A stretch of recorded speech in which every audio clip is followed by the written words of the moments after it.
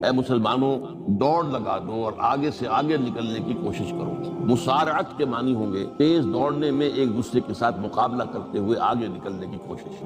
سارعوا الی مغفرۃ من ربکم، اپنے رب کی مغفرت کی طرف دوڑ، اور دوڑ میں مقابلہ کرو، ایک دوسرے سے آگے نکلنے کی کوشش کرو۔ وجنت، اور اس جنت کی طرف دوڑ لگاؤ، عرضها السماوات والارض، جس کا پھیلاؤ آسمانوں اور زمین جتنا ہے۔ اعدت للمتقین، وہ تیار کی گئی ہے، سجائی گئی ہے، اسے پورے اہتمام کے ساتھ تیار کیا گیا ہے اہل تقویٰ کے لیے۔ ان اہل تقویٰ کے کچھ اوصاف کیا ہیں؟ الذین ينفقون فی السراء والضراء، وہ لوگ کہ جو خرچ کرتے ہیں، مراد ہے اللہ کی راہ میں، اور اللہ کی راہ میں خرچ کرنے کی دو مدیں ہیں۔ اللہ کی رضا کے لیے اس کے بندوں میں سے جو محتاج ہوں، جن کو کوئی ضرورت لاحق ہو، ان کی مدد کرو، یتیم ہوں، بیوائیں ہوں، مسکین ہوں، مسکنے دب گئے ہوں، وہ سب کے سب اس میں آ جائے۔ لہذا دوسری مت کیا ہے؟ وہ ہے اللہ کے دین کے لیے خرچ کرنا، دین کی تعلیم و تعلم کا کوئی نظام بنانا، پھر یہ کہ دین کو دوسروں تک پہنچانا، اس کے لیے سارے ذرائع جو بھی کسی زمانے میں ابلاغ کے موجود ہوں ان سب کو استعمال کرنا، اس کے لیے خرچ درکار ہے۔ 12 میں اس عرض کر رہا تھا کہ یہ دو مدیں ہیں خرچ کرنے کی۔ الذین ينفقون فی السراء والضراء، مسرت کی حالت میں آدمی کے پاس کافی ہے، غنی ہے، تب خرچ کر رہا ہے تو ظاہر بات ہے اس حالت میں طبیعت پر اتنا بوجھ نہیں ہوتا خرچ کرنے میں، لیکن خود تنگی محسوس کر رہا ہو پھر خرچ کر، یہ گویا کہ اس سے اگلا ایک قدم ہے۔ ضراء، تکلیف کے اندر بھی ہو تو خرچ کرو۔ والکاظمین الغیظ، اور وہ لوگ جو اپنے غصے کو پی جانے والے ہیں۔ والعافین عن الناس، اور غصہ ظاہر بات ہے آتا ہے کسی شخص کی کسی غلطی پر، کسی خطا پر، یا وہ اس نے آپ کے ساتھ کوئی زیادتی کی ہے، تبھی تو غصہ آئے گا۔ لہذا غصے کو تو پی جاؤ اور لوگوں کو معاف کرو۔ والعافین عن الناس، یہ دو کام در حقیقت ایک ہی کام کے دو رخ ہیں کہ غصہ آیا ہے تو اسے پی جاؤ، اور جس شخص نے بھی تم پر زیادتی کی ہے، تمہارے خیال میں زیادتی کی ہے، ہو سکتا ہے وہ اپنی جگہ پر صحیح ہو، لیکن یہ کہ بہرحال تمہیں غصہ آیا ہے، اس غصے کو پی جاؤ اور اسے معاف کرو۔ واللہ یحب المحسنین، اور ظاہر بات ہے کہ اللہ تعالیٰ کو تو ایسے محسنین ہی پسند۔ اب یہاں بھی نوٹ کر لیجئے وہی درجہ احسان جو ہم پڑھ چکے ہیں بڑی تفصیل سے، حدیث جبرائیل کے حوالے سے گفتگو شروع ہوئی تھی، بعد میں پھر بھی مختلف مواقع پر گفتگو آتی رہی، اور اگلی حدیث میں پھر آ رہی ہے احسان کسے کو؟ اللہ تعالیٰ کو ایسے محسن جو اپنے اس دین کو خوبصورت بنا لے، دین ان کا جو ہے اور دینی زندگی ان کی جو ہے وہ دل کو لبھانے والی ہو، وہ لوگوں کو پسند آنے والی ہو، بلکہ یہ کہ اس کے اندر جو ہے وہ حسن جو ہے دل آویزی پیدا ہو جائے۔ تو اس آیت کے حوالے سے میں آج پھر حدیث آپ کو سنا رہا ہوں۔ اس کے راوی حضرت ابو ہریرہ رضی اللہ تعالیٰ عنہ، انہوں نے ذکر کیا ہے، اور اس کی روایت جو ہے امام بخاری نے کی ہے رحمہ اللہ، ان رجلا قال للنبی صلی اللہ علیہ وسلم، ان رجلا قال للنبی صلی اللہ علیہ وسلم، ایک شخص نے حضور صلی اللہ علیہ وسلم سے عرض کیا، اوصنی، حضور مجھے کچھ وصیت فرمائیے۔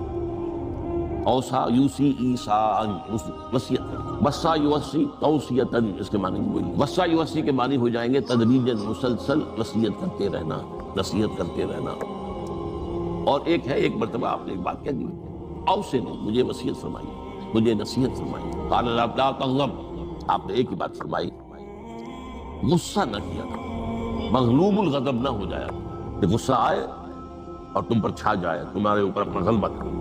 فردد مرارا، اب اس شخص کے دل میں شاید کوئی اور بات تھی، اس نے پھر پوچھا، اوصنی حضور، بس کیجیے وصیت۔ آپ نے پھر فرمایا لا تغضب، پھر پوچھا، وہ تکرار کرتا رہا اور حضور نے بھی ہر مرتبہ وہی بات کی۔ اب اس سے اندازہ ہو جاتا ہے کہ یہ بات کتنی اہم ہے۔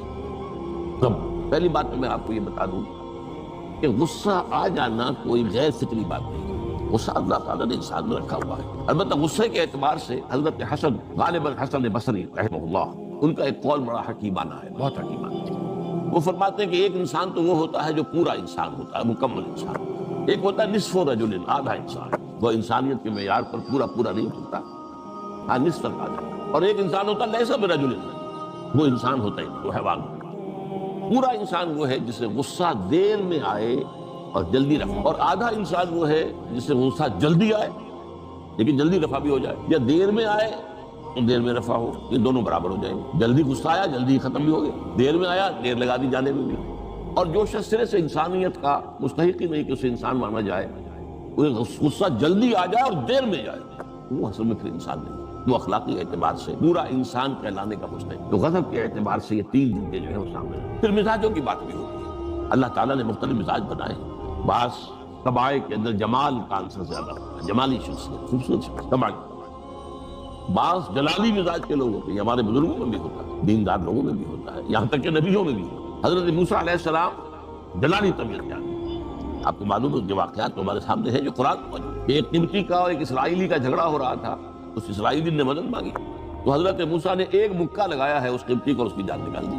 تو ان کے غضب کا، ان کی جلالی طبیعت کا یہ آدمی، اور اس کا سب سے بڑا نقشہ جو قرآن مجید میں آتا ہے کہ جب اللہ تعالیٰ نے جب ہجرت ہو گئی اور مصر سے حضرت موسیٰ علیہ السلام اپنی قوم کو لے کر، بنی اسرائیل کو لے کر نکل آئے، دریا یا سمندر بھی اللہ نے پار کرا دیا، سمندر کو یا دریا کو پھاڑ کر، اس کے بعد مرحلہ آیا کہ انہیں اب شریعت دی جائے، اس لیے کہ اصل میں ہجرت کے بعد پھر شریعت ہے۔ ہجرت سے پہلے کا وقت جو ہے وہ تو ایک کشاکش کے اندر گزرتا ہے، جیسے کہ 12 برس حضور کے مکے میں ہے، ایک کشاکش ہے جسے ہم عام طور پر کشمکش کہہ دیتے ہیں، ایک سٹرگل ہے، اس میں مصیبتیں ہیں، تکلیفیں ہیں، مارے کھائی جا رہی ہیں وغیرہ وغیرہ۔ تو ابھی کسی تفصیلی شریعت کے لیے جانے کا موقع، نماز بھی جا کر 5 وقتہ جو ہے وہ سن 1190 میں فرض ہوئی ہے، یعنی آپ سمجھیے کہ ہجرت سے 1-1.5 سال پہلے۔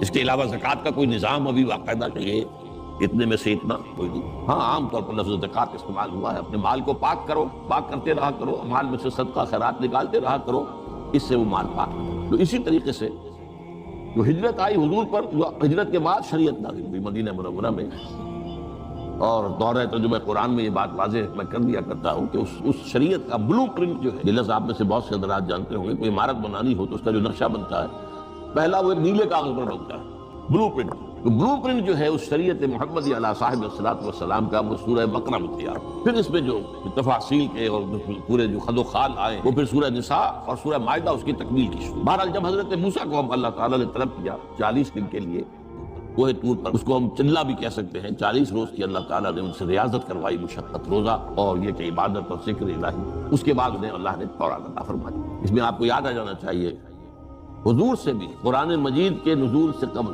اسی طرح کا معاملہ غار حرا میں آپ کی جو خلوت گزینی ہوتی تھی، اور وہاں پر جو بھی آپ اب کیا عبادات کرتے تھے یہ ہمیں معلوم نہیں ہے، لیکن یہ ہے کہ عام طور پر جو محدثین نے کہا ہے کان صفت تعبدہ فی غار حرا التفکر بالاعتبار، غور و فکر کرتے تھے کہ یہ کائنات کیا ہے، کیا اس کا نظام ہے، یہ معاشرہ ہمارا کدھر جا رہا ہے، یہ خرابیاں کیوں بڑھ رہی ہیں، یہ کیوں انسان کا خون کرتا ہے، یہ کیا بات ہے، یہ کیا وجہ ہے کہ کچھ لوگ بھوکے مر رہے ہیں اور کچھ لوگ جو ہے ان کے پاس بہت دولت جمع ہو گئی، یہ غور و فکر جو ہے تو یہ آپ کا رہا ہے بہرحال۔